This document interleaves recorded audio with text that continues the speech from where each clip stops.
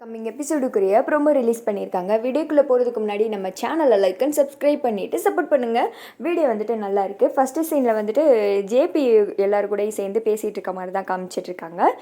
வாங்க வாங்க உங்களுக்காண்டி தான் காத்துட்ருந்தோம் அப்படின்ற மாதிரி ராமச்சந்திரன் சொல்கிறாரு. உங்ககிட்ட பேசணும் தான் எல்லாருமே ஆவலாக இருக்கும் அப்படின்னு சொல்ல, புரியுது புரியுது, எனக்கும் விஷயம் காது வரைக்கும் எட்டுச்சு அப்படின்னு சொல்ல, இந்திரா வந்துட்டு முறைச்சிக்கிட்டே ஜேபியை பார்க்குறாங்க. அட காங்கேய நாட்டு கரப்பாம்பூச்சி, அப்புறம் ஏன்டா போலி நிலத்தை வித்த அப்படின்ற மாதிரி பார்த்துட்டு இருக்க.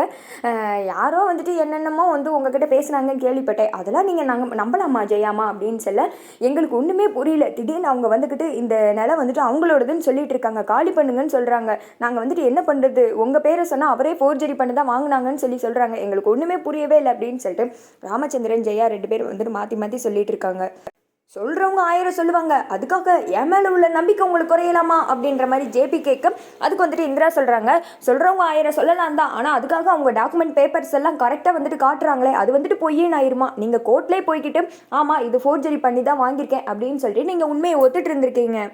இப்போ எங்ககிட்ட வந்து அப்படியெல்லாம் எதுவுமே நடக்காத மாதிரி பேசிகிட்டு இருக்கீங்க. அப்போ நாங்கள் அவங்க சொல்கிறத நம்ப முடியுமா, நீங்கள் சொல்கிறத நம்ப முடியுமா அப்படின்னு சொல்ல, வாங்கம்மா கலெக்டரம்மா, நீங்கள் சொல்கிறதெல்லாம் சரிதான், நீங்கள் படித்தவங்க அந்த பேப்பரு காகிதம்னு இதைத்தான் நம்புவீங்க. ஆனால் நம்ம அப்படி கிடையாது. இந்த நிலம் என்னோட நிலம்தான், இதை வந்துட்டு யாரும் எடுத்துக்கலாம் முடியவே முடியாது. அது எந்த கொம்பனாலையும் முடியாது, அது எந்த கோட்டாலையும் அப்படின்ற மாதிரி சொல்லிட்டு முடியவே முடியாது அப்படின்ற மாதிரி சொல்ல, இந்திரா வந்துட்டு ஒரு மாதிரி ஷாக்காயே போய் பார்த்துக்கிட்டு இருக்காங்க. உங்களுக்கு எந்த பிரச்சனையும் வராது, யார் என்ன வேணால் சொல்லிட்டு போட்டோம், இந்த நிலம் என்னோடது, நீங்கள் இந்த இடத்துல இருங்க, எந்த பிரச்சனையும் வராது, நான் கேரண்டி.